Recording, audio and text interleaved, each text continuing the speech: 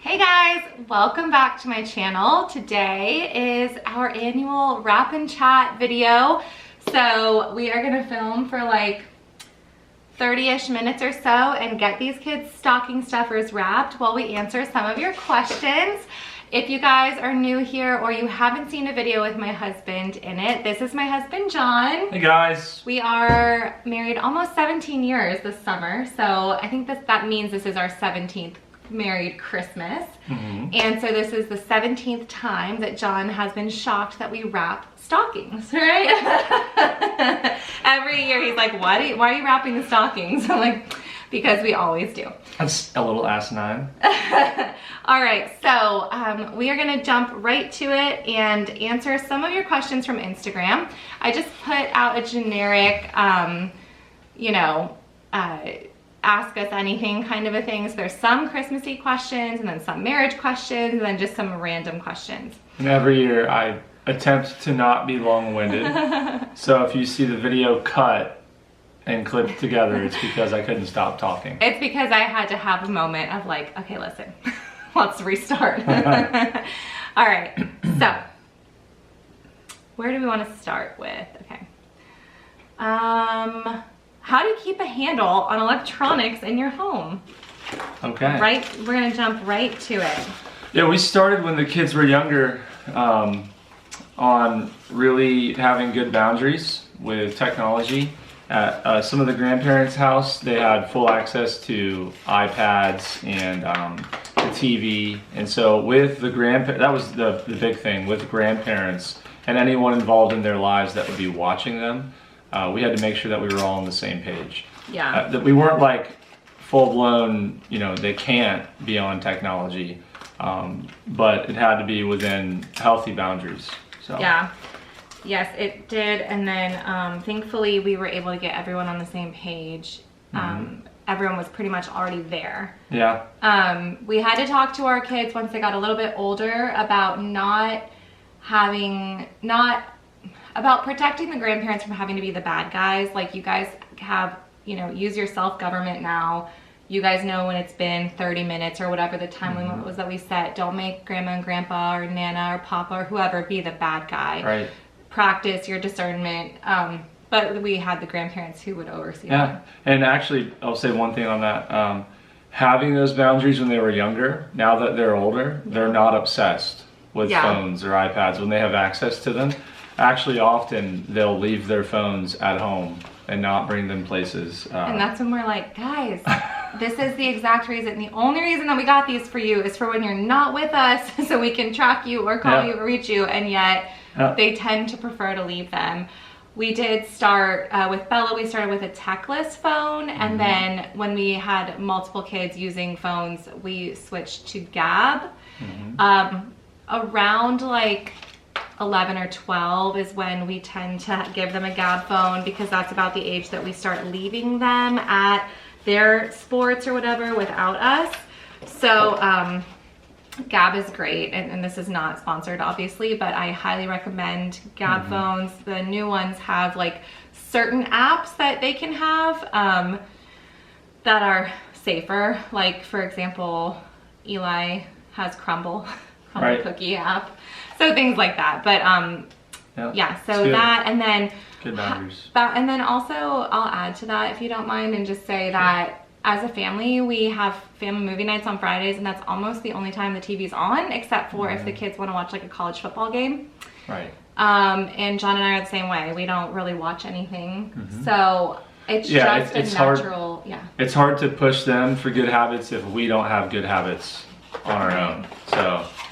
And it's just, they're involved in so many outside activities that we tend to just not have the TV on, and so it tends to not be something that's asked for, which is really, I'm thankful for, but that wasn't something maybe we hoped that would happen, but we weren't like so good at follow through that this is how our kids got as teenagers. But yeah, they just would prefer, I guess, to do other things. Yeah, and I guess that would fully answer that question. There's also, even though they're Gab phones or whatever when they're younger, there's also no phones in rooms for anyone.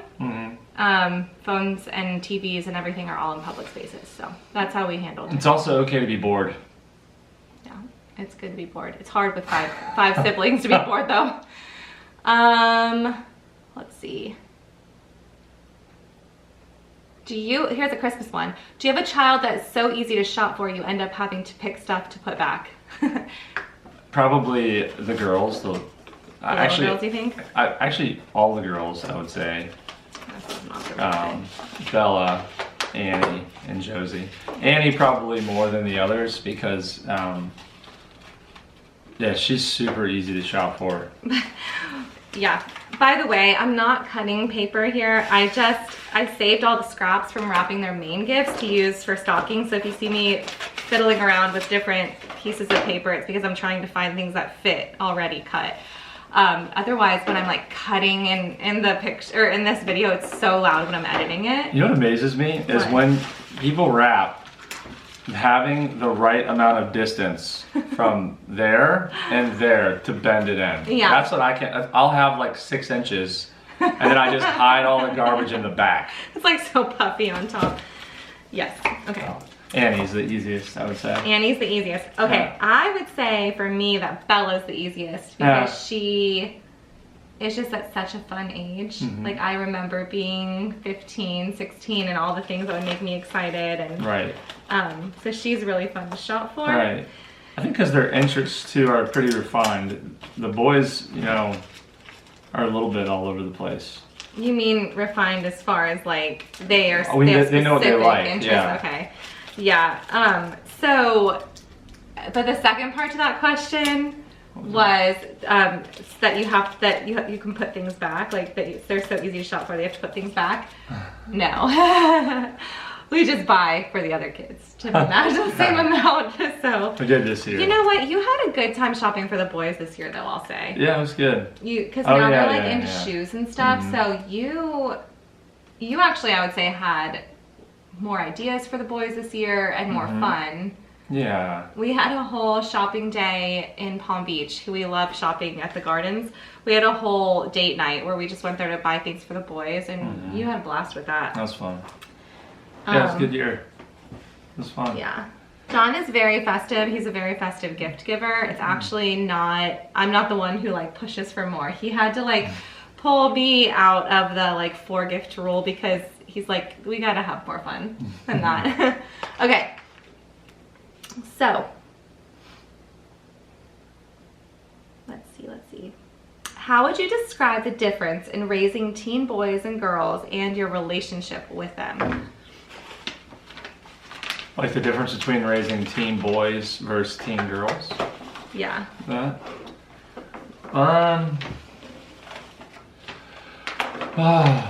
Well, I think for me,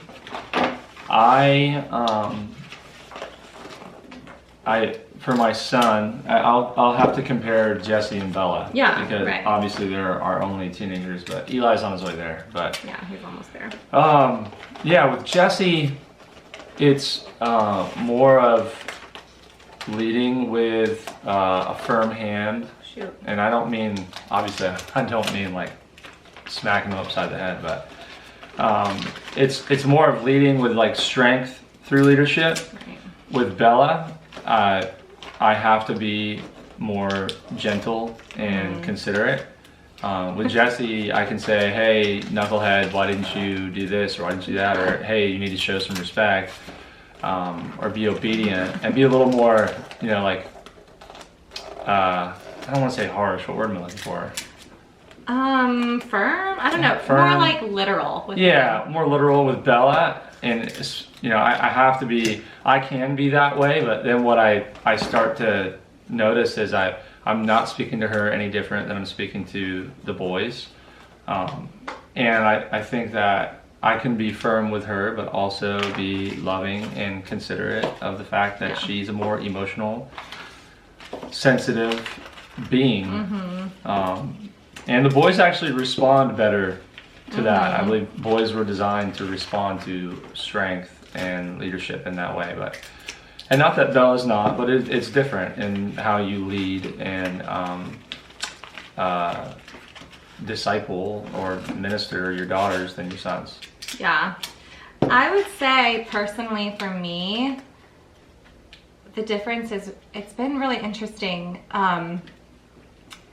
Bella, I say it like this, like she's growing toward me the older she gets, and the boys are growing away from me, not in a like devastating way, but in a natural, I believe, like God, what's the word? Like God ordained way. Yeah, or designed. Designed, yeah. So I can tell, here's the thing, I'll just be straight up about this, and I don't think this would embarrass our kids at all.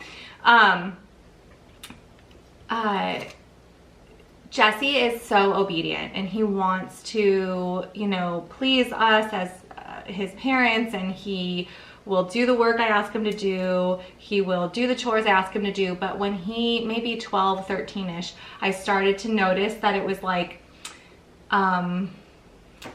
discouraging him the more I would kind of like direct him. Like the more that I was like, all right, do this, this, this. Okay, good, do this, this, this. It's almost like he was getting to the point where I could tell that he was starting to want to spread his wings a little bit. And we went back and forth a little bit on, and I am a huge homeschooling, you know, advocate. Obviously, it's what I think is the best decision for my family. But I started to say, like, okay, Lord, is this the point where we hold this with an open hand? Would it be better for him, not because we were fighting, not because we were having relationship problems, but because I could just see that every time I had to remind him to do something, every time I had to kind of stand over him instead of beside him at our homeschool table, that it wasn't building him up as a young man.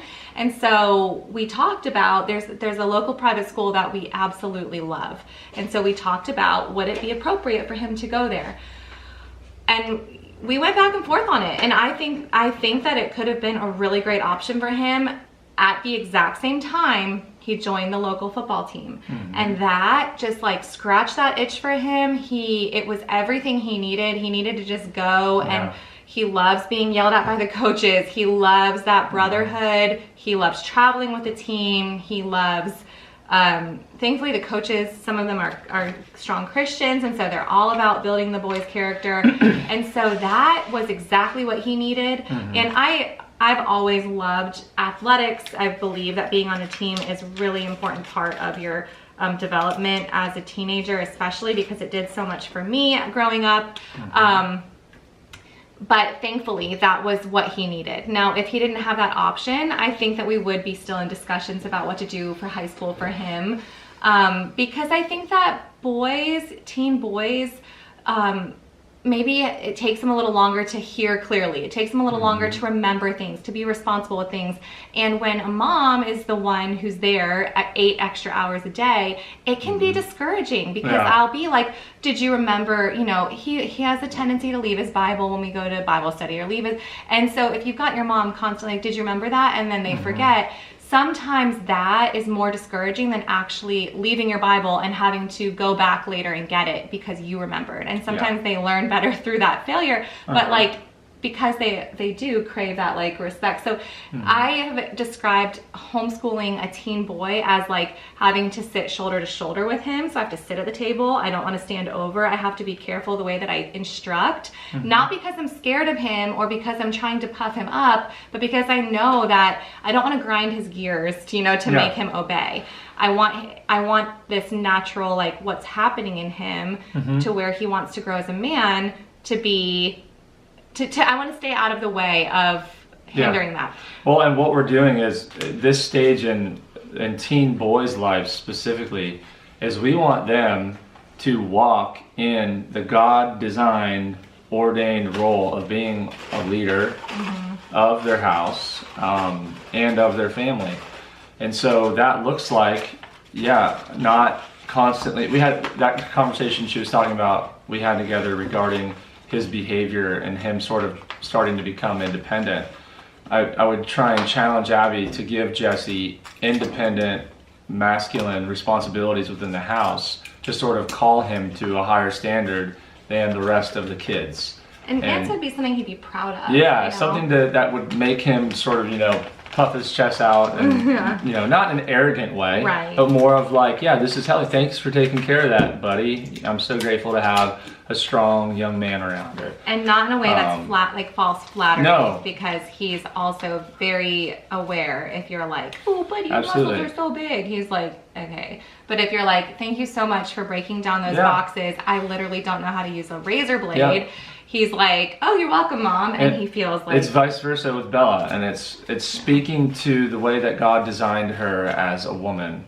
And how can we call that out of her and call her to it at the same time? I think teenagers are this really delicate balance of you're still my kid, but you're also like heading in a direction that is also unique to you and not as a part of like, you know, absolutely 100% of the time a part of our family. And so like, you know, when we're looking at colleges and we're looking at career paths, it's really important to just step out of the way where it's appropriate. Obviously, like, you know, giving them good direction as their parents still, but saying like, you know, even in discipline, if this happened at a job, the reason that, you know, I've taken this weekend of fun away from you is because if you had done this at a job, you'd be fired. Yeah. Sorry, the camera cut out. But I was saying, if you had, you know, treated a girlfriend like this, if you know, when talking to siblings or whatever, if you had treated a girlfriend like this, you might lose a friendship. So consider that next time. So just kind of talking to who they're becoming. Yeah. So that's my thoughts on Jesse or just teen boys in general, because he's been almost the same way. Yeah. And then so for Bella, I say she's growing toward me in the sense of like, she wants to, after school, she wants to then help me with things. She's wanting to ask me questions. She's wanting to talk about the fact that when she has kids, these are going to be her traditions. And are we still going to do this when she has kids? And, you know, just so that kind of a thing, like she wants to, her and my future will be close still, Lord willing. My future with the boys is like, you know, obviously when it comes down to traditions and parenting and things, I know that I'll be the mother-in-law at that point. And so I'm just trying to cultivate like that respect with them of I'm not going to lord over you as you become a man here kind of thing. So, and then like John, he gets a lot more time with the boys now, like on the weekends and things than I do. Like they just went golfing or they'll go run errands together. And so just because homeschooling can be a delicate situation, he spends more time with them on the weekends intentionally than maybe if they went to school, we'd maybe just have more family time, but it's more of like dad and bro time kind of a thing. Okay. All right. Moving on. Okay. This one's financial tips. Your family takes lots of trips and kids are involved in many activities. Yeah. What would you say about that? So we were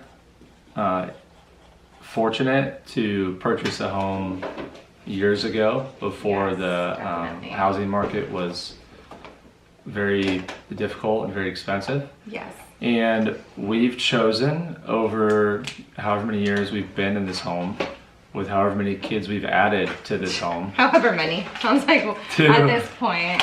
To not move out. And we did have a conversation years ago where we said, okay, we're either going to move into a bigger home, or we're going to stay where we are and make it work, remodel as we can afford to, and as we're capable of, or able to do it, and save the money and take trips with our kids while they're young, and try and really take full advantage of the financial freedom of not having triple the mortgage that we have now. Yeah, and then I will add as well, we got to that point where we said more space, more travel. And yeah, John's absolutely right. We bought this house in 2000, it was the year Eli was born, so 2013. 13. Yeah, so imagine back at that time things were much less expensive. And so living in Florida, 2020 was really tempting. We were like, we could literally sell our house for triple what we bought it for. Of course, then we'd have to buy a house that was inflated as well. But then our thought has always been like, we have a pool, we could buy a house with more bedrooms for the same price. So we really struggled to figure out what to do at that point in time. And then we kind of floated the idea of like, would that affect our travel? And we were like, yeah, we love traveling. It's something that, you know, I grew up traveling the world with my dad, John had a lot of travel. He's had a lot of time traveling as a teenager and young adult as well. Great international trips and things. And we just feel strongly about our kids having that experience if we can make it happen. And so, so yeah, that was we made our housing decision based on the financial freedom to travel. And so, yeah, that's how we take trips. And we do trips as gifts, trips as birthday gifts, trips as Christmas gifts, trips as, you know, even like long weekends. That's, and also living in Florida, it is convenient because there are so many even local areas we can travel to. And then my family has a home in North Carolina. So we do travel there often as well, which is next to nothing. It's free. So yeah, and we drive a lot. Yeah, we're not purchasing plane tickets, you know, every time we road tripped to the Grand Canyon, you know. So. Okay, so and then as far as sports and activities, sports and activities, what was that question? That was like your family travels and your kids are involved in a lot of activities. So that has grown as John's. It's almost like, without getting like too personal on things, like, because I don't really love like talking finances, but as John's position in the company that he's in now obviously I think I've shared this year he purchased the company that his dad owned for 30 something years, and then he also a few years ago started his own company that's related, so now it's all under the same enterprise. So as he grew from project manager to operations manager and all that in the company before he purchased it, as he grew and his income grew, our kids were growing and they were being added into the same sport, so or added into activities. So it's almost like our budget has remained the same as John's salary increased. Like like the kids grew into the into his income, and so I don't think we've felt that, but that was just again just fortunate timing. Same with buying the house and things. So yeah, we're not maybe the best to ask for tips because a lot of it has just been, you know, timing or luck of the draw kind of a thing. I mean, obviously the Lord and his purposes for every family, but that's been our experience. Well, we did without for a long time too. Yeah, we did. We made a lot of sacrifices. At my previous employer, I made really good money, and we chose to not buy boat. A lot of my coworkers bought boats, bought brand new trucks, did a lot of things with the money. I did not. Yeah. You know, we were simple. Yeah, we did. Yeah. Oh, here's one. What was your favorite part about your England trip, and what advice do you have? That's a good question. That's a great question. What was your favorite part, babe? England was a country that neither one of us had ever been to. Or John had like a long layover there once years ago, but neither one of us had been there, nor had our kids been there. So it was a first experience for all of us. As I share my experience, I'll probably realize that there's so many more. Yeah. But we've always just really enjoyed being outside with our kids. You know, wherever we go travel, we try and get lost and explore, and just really, there were so many different things that happened that were hilarious. Like when we initially landed in England and we drove into the town where we were staying at, and our Airbnb host did not have the unit ready for us. The house was not ready, and so there was a park behind the property that we hung out in. And our jet lag was strong because we flew overnight with a toddler. We looked like a gypsy family. Yeah, we did. With suitcases walking the streets, you know, 5 kids and my father-in-law. Annie took the suitcases and created like a little like shelter and slept in the middle of them. Yeah, our kids, even including Abby, passed out in the park behind the Airbnb, sitting up, holding on to a backpack. So, at one point, a guy came out to offer Abby and the kids tea while I went to find pizza. Yeah, John went and got pizza, and this guy walked up, and I knew people were like looking at us to figure us out. Yeah. And this guy walked up, he approached us, and I'm like, he's the brave one who's gonna let the HOA know what's happening.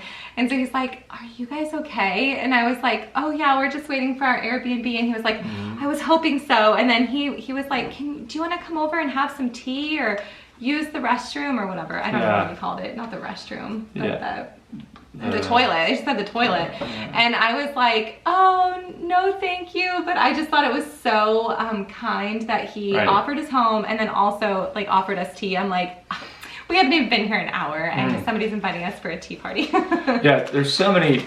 So for one, the architecture is fascinating. I mean, to be involved in the trades and to know how much things cost to get things done, to see some of the buildings with these gigantic wood doors and the cast iron on the outside of buildings and all the stonework. Westminster Abbey was incredible. That was amazing. I loved the area. I loved being in there. It was so beautiful. And that was probably a highlight. Probably the biggest highlight for us though was C.S. Lewis's house in Oxford.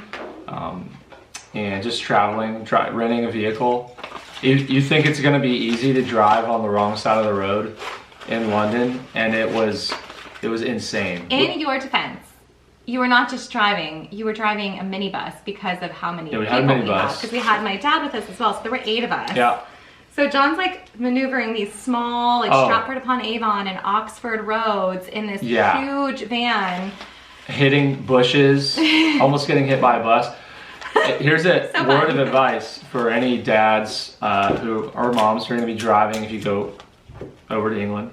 You need to read or get an idea of what the rules of the road are and what the symbolism mean, or what the symbols mean. Because I probably drove over multiple roundabouts, blue stop signs, was in the wrong lane multiple times. We were totally protected by the Lord over there because it was a bad situation, but there's so many good memories. It was okay. You did okay. It wasn't like you were like absolutely irresponsible. There were just some like things on the road that we were like, what does that squiggle mean? And then somebody would yell at us and we're like, oh, it means we're supposed to do this. And so he had to learn it was hard. Baptism by fire for sure. I was stressed out every time I got behind the wheel. We were very quiet backseat, and the passengers in the backseat, we were like dead stressed. It was amazing though. London's very clean. Very neat city. The people of London, the people of England in general, were surprisingly some of the nicest people I've ever, especially in like a large city. Internationally, yes, but just big city in general, I'm not used to seeing such a warm group of people. So kind, so accommodating. Tube system was great. Okay, my favorite part was okay, let me think. I had a moment, and I actually filmed a lot of our trip that I'm gonna share probably in January. I need to set this time aside to put it all together, but I definitely want to get that video out. But we were in Stratford-upon-Avon. We went to Shakespeare's classroom one day, and it's like a mock class as if you are there in that time. And the boys remembered a lot of the Julius Caesar play, and I was so proud of them because they answered the questions, and then they were chosen to do the reenactment. And so I was just having a homeschool mom moment of like, my boys in Shakespeare's classroom reenacting one of Shakespeare's plays because they remembered it. So that was cool. Touring the kilns, we got a private tour of C.S. Lewis's home. That was very exciting, especially being with my dad, because my dad is like, he introduced us to the works of C.S. Lewis. I grew up, hearing and reading C.S. Lewis. Bella's in a C.S. Lewis study with Redefining School right now. That was surreal, and I don't even think my brain has connected that yet, that we got to be there.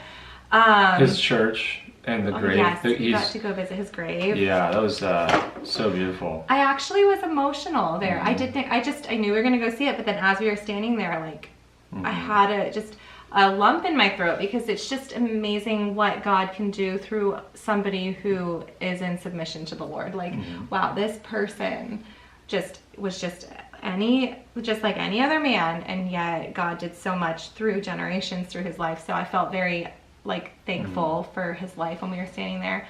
Yeah. I mean, yeah, being in Westminster Abbey was super cool. I hadn't been to France with my dad in 25 years, so we went and spent a weekend there. That was really cool. John especially loved the steak and fries restaurant. And then it was cool again. Like, I'm just thankful, especially with having lost my mom last year, to be traveling with my dad. So just being back somewhere, I think that was my first like revisit of a country, was France, and so it was special to be back there with my dad, who originally brought us there. I don't even know. I mean, there's just so many things about that trip that was special. Yeah, a lot of it, when you travel as a large family, there are many aspects of traveling that are difficult and very stressful. You know, the airports, getting through TSA, and just hard, but it's always funny when you look back on the memories, and you know, however difficult it was great. Yeah, so England was their first international flight, and I will never forget the feeling of like getting through security, and there's so much preparation for a flight, obviously, and so I was more focused on that aspect of like our documentation, and like we flew British Airways, and so just, you know, scanning our passports in on my phone that morning and just kind of getting everything dealt with. Then like we got to the gate, and that's the moment that I was just like, wait, who's letting me take all these kids out of the country? That was it? They don't want to check anything else. They just want to see that, and that's it. They're just gonna let me take all these kids. So it is kind of funny to look back on all of the hoopla of travel. Like we just, you know, they have to open a TSA line just for us, I feel like, and you know. London was so easy to anybody who's considering traveling abroad with kids. It was so much easier than I anticipated. Yeah. Especially because you can tap everything. Yeah. So your phone, how you can tap your cards, everything over there. Even in France, you tap it. I mean, half people didn't understand what I was saying at the restaurants or a few of the little markets, and just tap. Yeah, it was all tap to pay. And in France, we didn't do so much of their metro system. We did more Ubers everywhere, but we were just there for a short time, so we just didn't have time to figure it out. But yeah, so England was our first trip, our first international trip besides, like I said, like the Bahamas with the kids, because I wanted to get used to traveling abroad where we understood the language very clearly. And then we kind of like dabbled in France, and then now we feel like, okay, we feel much more confident with them understanding the rules of the road. Their obedience is key to it being a good experience. So we felt like they did really well, and so now we're ready to, like, I think we're thinking Italy will be our next. That would be awesome. Because I've always wanted to get my kids there. I went there with my dad when I was like 16, and it's still one of my favorite countries that I've been. And he would still come. Hopefully Dad will still come. Yeah. He will. Okay, next question. Baby number 6? Maybe. There's always that question. Maybe. What are your, I'd love to know your thoughts. No pressure. Oh gosh. Oh man. We go back and forth. I love kids so much. I love our babies that we have so much. Here's the thing, okay? What's the thing? I'm totally open to whatever God wants to do. Okay. I am. Doesn't sound it. Josephine rocked our world a bit. She was a headstrong toddler who did not sleep. She is still rocking our world. Yes. But I'm just so tired. Yes.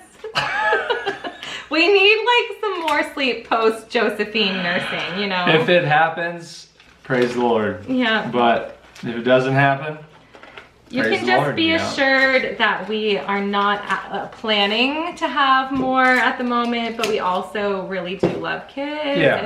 And we get that feeling, you know, where Josephine is aging. Yeah. And she's getting older, and we're like, if we're gonna have another one, then it would be better now. And we've done that every time. Yeah, so and every that's how time we've gotten here 5 times. we don't sleep. Yeah, it's always a surprise, but it's especially a surprise in like your mid to late 30s. You're kind of like, ouch, it's hard. This feels different. It's hard. But yeah, well, I would love to have another child. I don't know when the right time would be.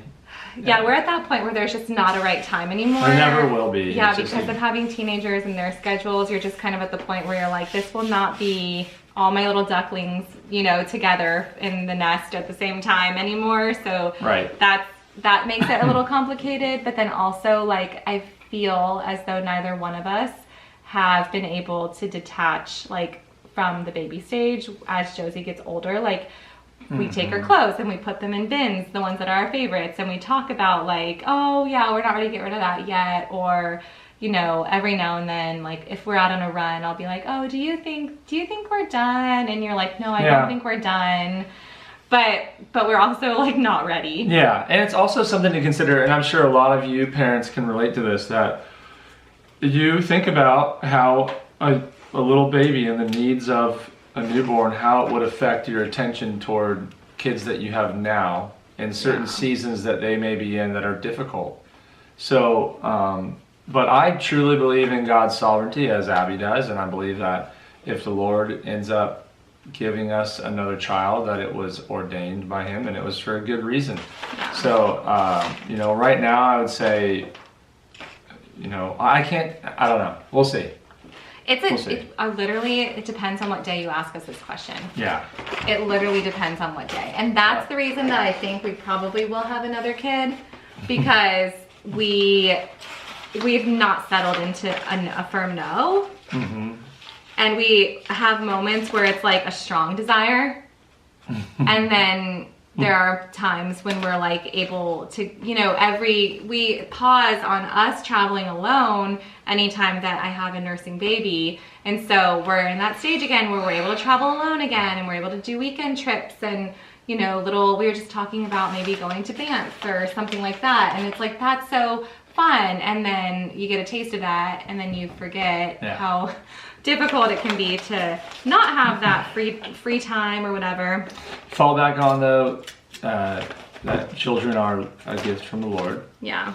And there's purpose in everything. There's purpose in their lives, and God will not give us something that He didn't intend for us to have. So as we fall back on, but if it does happen, Abby will have to film my reaction when she tells me so that I can see it. Because I'll probably just sit there and laugh. Yeah, that's where we're at with that. And process. I also think that,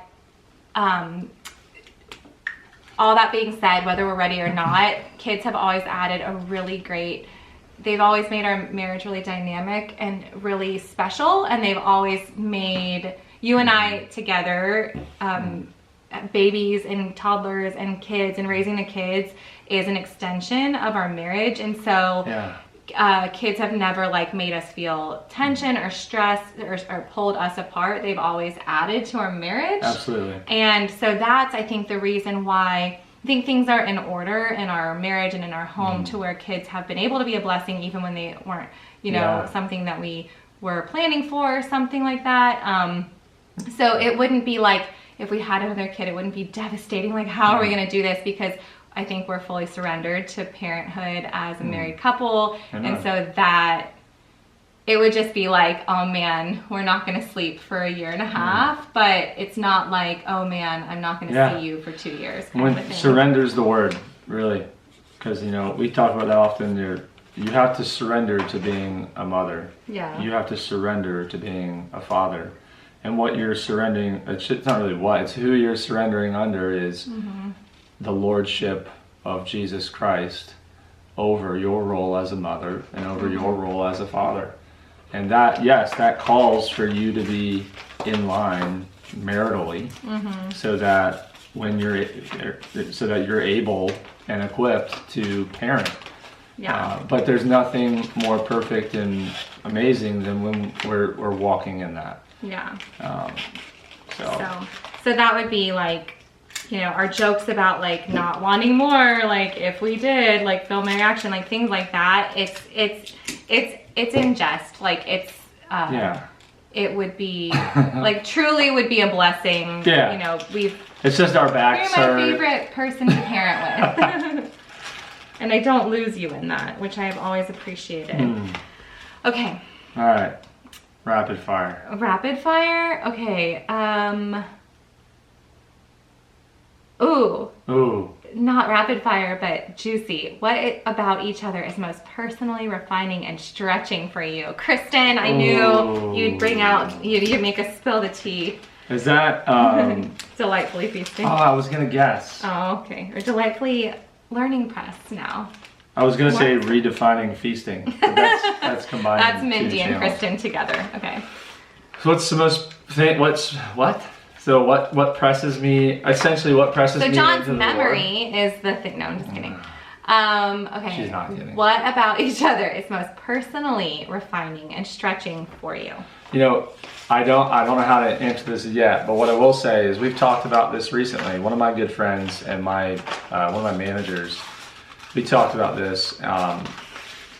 It's so crazy when you think about her baggage and my baggage and our problems and our sinful tendencies and our things that pull us away from each other and away from the Lord, and how it's almost like they were designed perfectly for my things to press her and her things to press me. Yeah. And you know, God knew what he was doing, and whatever, you know, all of her issues, all of them. Wow. They do. Here's what you find out in marriage very quickly, and you'll know this if you've been married a long time, is that even when your spouse is operating perfectly, right, they still can't meet all of the needs that you have, physical or emotional. And that's always been God's position. I'm not trying to preach, but it's true. It's always been the Lord's position through relationship is for the dysfunction of our marriage to turn us toward him. And then once we're satisfied from him, it allows us to function in our marriage in a much healthier way. Right. Marriage is also for beautiful things and rejoicing. Yeah, well, no, not just for. But she's not talking about that. She's asking about the things that refine us. Okay. But it's what ends up happening, yes, is through that refining process when you allow the Lord to press you. Yes. You end up being able to be so full of love that you can respond out of love even if the other person is not. And that goes both ways. Yeah. So. That's still a non-answer. Okay. That was a very safe answer. Abby, okay, so are we being real right now? Yeah, you know. Go for it. Abby has the tendency to put up a wall whenever she's frustrated by something I've done. And I am very quick, Abby will tell you, to recognize what I've done wrong and to ask for forgiveness very quickly. Yep, you sure are. And even if she's not ready to forgive. But it's so good, right? Because that's her tendency. And so what happens is, though she might still have lingering emotional, hurt and consequences from my sinful decision, she is called into keeping a short account and having quick forgiveness. Yeah.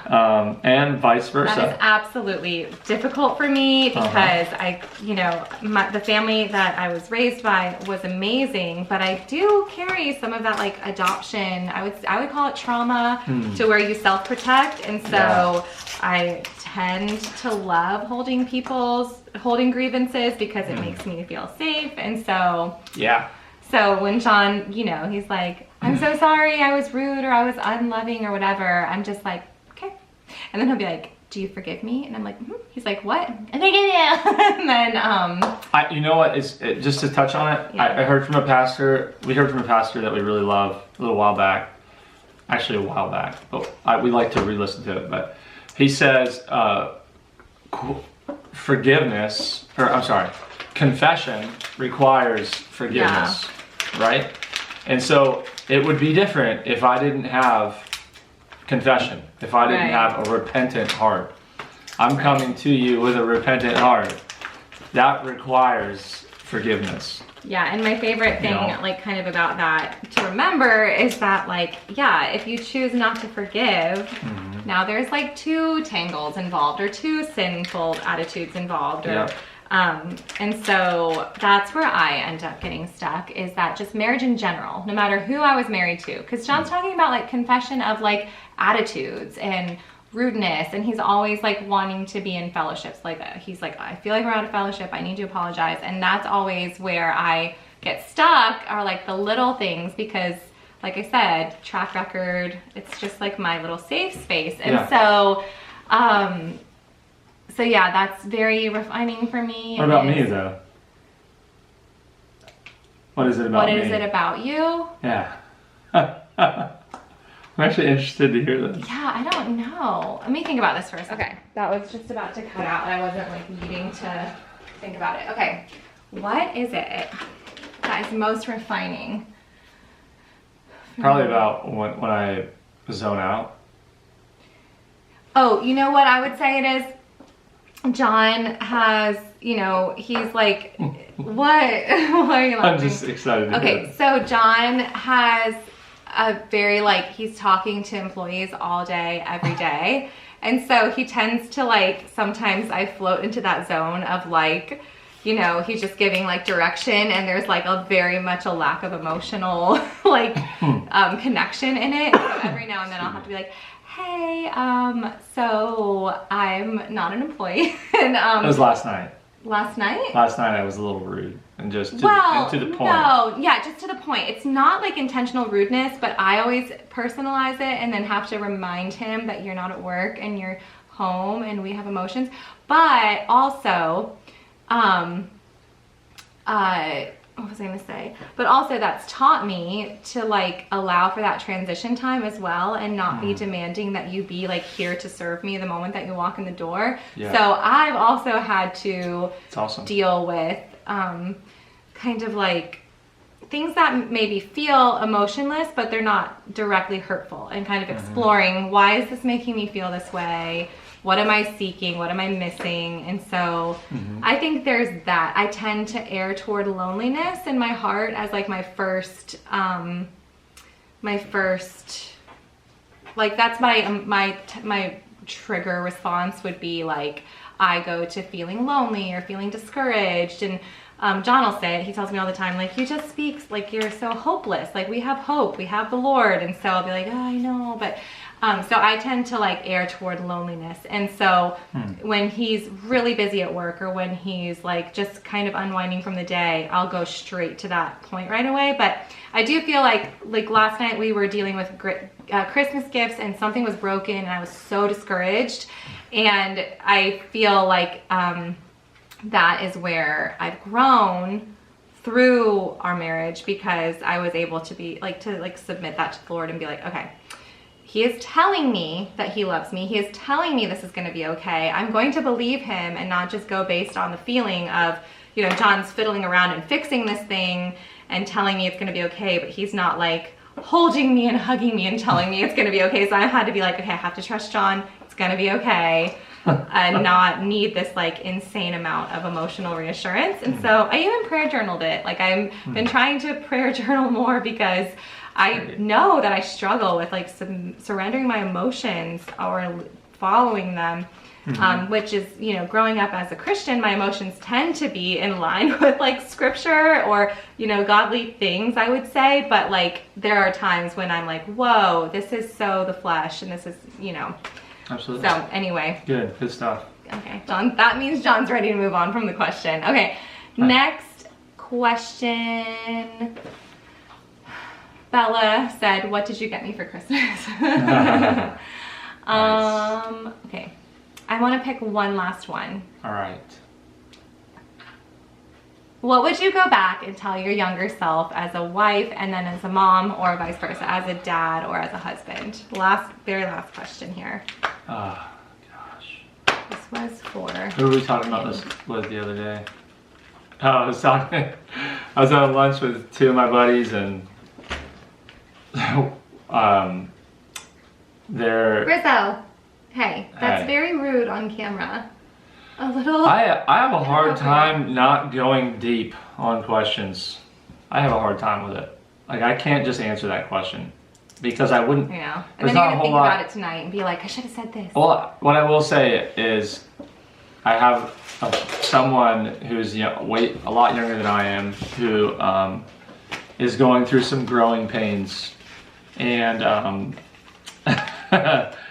I look at them and their life, and my buddies I was having lunch with, we were all saying, in unison, praise the Lord that we're not at that point in our lives anymore.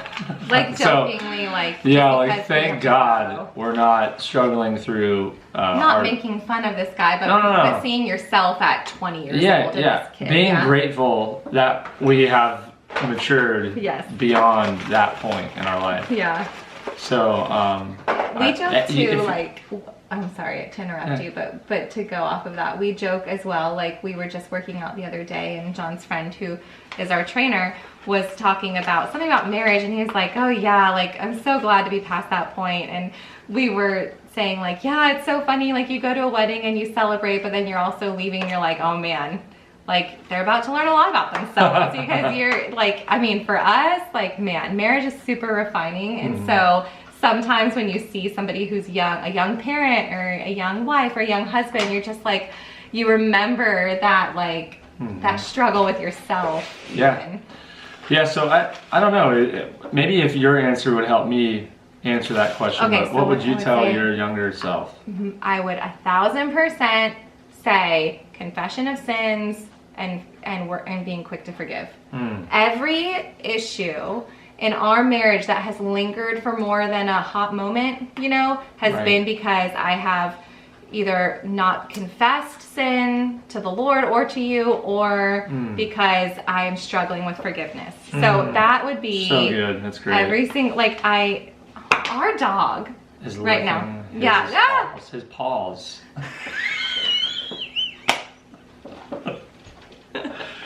He is being a very merry doggy over there. Briz, come on, cut it out.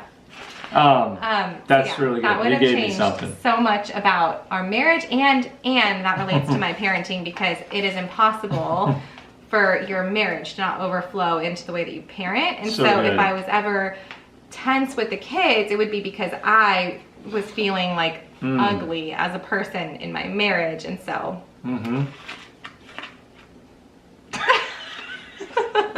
That's so good.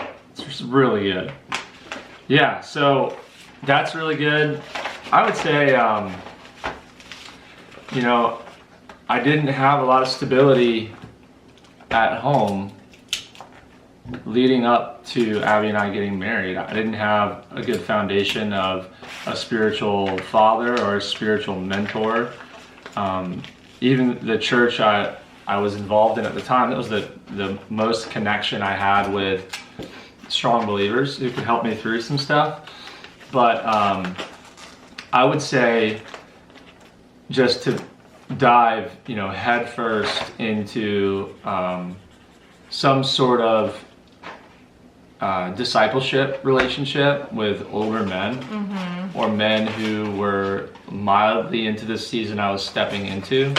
It took me a few years into our first child, our marriage and our first child, for me to really commit to being poured into from strong, godly men. Without feeling insecure, you mean? Yeah, not just without me feeling insecure, but with me making the time for it and seeing it as a priority. Yeah. And I would say, if you're early on in your marriage or early on into having a child and you've been married for 10 plus years, surround yourself with seasoned Christians in the season that you're in now. Yeah. Specifically men if you're a man, women if you're a woman. And our pastor right now is preaching through the book of Titus, and he's talking each Sunday. He's given sermons on the roles within young women within the body, young men within the body, seasoned women within the body, and seasoned men within the body. It's been really sweet to be a part of a church that's calling the seasoned men and women to come alongside the young men and women and disciple them through where they're at. I mean, really just being connected to the more connected to the body of Christ. That's what I would say. Yeah. Really. Yeah, don't neglect the gift of that fellowship and how the need for it. Yeah. Okay, I'm gonna stop looking at these questions because I want to be holly jolly a little bit. So I'm just gonna ask you some rapid fire like Christmas questions, or to shorten it, questions. That's what I was gonna say. Okay, so favorite part of Christmas morning? Monkey bread. Okay, favorite Christmas movie? Elf. That's hard. Yeah, I was gonna say that's hard because last night even we were trying to watch a movie and John's like, why does every Christian, or why can't I talk? He's Christmas. Like, why does every Christmas movie have to deal with like adultery? There's always like some kind of an affair or something weird like that. And it's like, come on. It's crap. Elf. Elf, yeah, that's a pretty safe one. There's no infidelity in Elf. But I think there is. Is there? No, there's not. Or no, I guess he just didn't know his dad. Yeah. Okay, so, favorite tradition that we have? Favorite tradition would be the Christmas parade and Polar Express night. Why is the Christmas parade your favorite? Because I love being there with the kids. It was our first date. Oh, you're so sweet. And I was in the Christmas parade in our hometown. I've starred in. John starred. Since I was 7 or 8. Starred in it. Starred in it. Starred in the parade. Okay. It's my calling. It's your calling? Oh my goodness. Okay. Best memory of a Christmas when you were a child? When I was a child. When we don't do Santa Claus with our children, but when I was a kid. Hope nobody's kids are in the room right now. Oh, whatever. Well, I'm sorry. We said other things besides that though. So, my parents had put an old VHS camera and recorded Santa. This is stuck on my nail. Oh no. There we go. Santa walking through the living room to just his feet and his legs, and they left behind one of his snowballs on his hat. His snowball, the ball of the hat. And I thought I had Santa's snowball. Oh, you did? Yeah. That's sweet. Yeah, that was actually the Christmas that my brother told me the following day that Santa careful, was... just, yeah. You can stop at that because they're probably thinking that Santa was no longer coming to visit their home because they had grown up. Yeah. John's just here to ruin everyone's Christmas. Okay, let me think here. Favorite gift that we got the kids this year? Each of the kids this year. Okay. So, what did we get the kids this year? No, really. Okay. Annabeth and Josephine. I think their dolls are really cute. Annie's personalized doll. Josephine's little baby. They're both into like playing house and stuff right now, so it's really gonna be sweet to watch them play with that. Jesse and Eli, probably their shoes. They got some really nice Nikes that they're gonna ruin, and I'm gonna try to accept that now. Yeah, that they don't. Our boys are not nice things kids. They're like great, nice shoes. Let's go play football in them. So Bella, probably. Maybe her. I really don't remember when we are kids. We do all of our shopping well before Thanksgiving. We're like done at Thanksgiving. And so, Eli got the 3D printer. Yeah. That's awesome. There he is. I can't wait to see the 3D printer. You're back. What did we get Jesse though? That's similar to that. Apart from the scooter, like what else? What did we get him? Oh, he got a mountain bike. Oh, mountain bike. That's cool for Jesse. What about Bella though?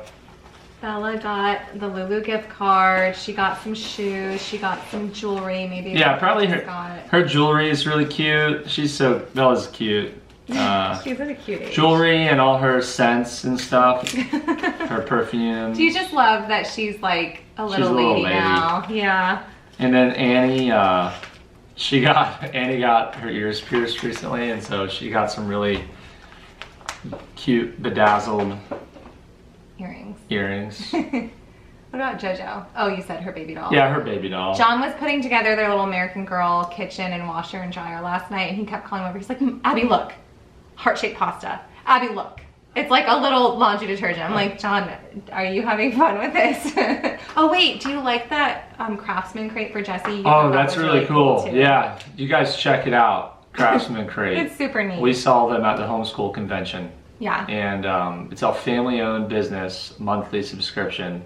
And Jesse's first crate is wood burning. And we opened it. He's got the wood burning tool, and yeah, I'm really excited about that. That's really cool. Yeah.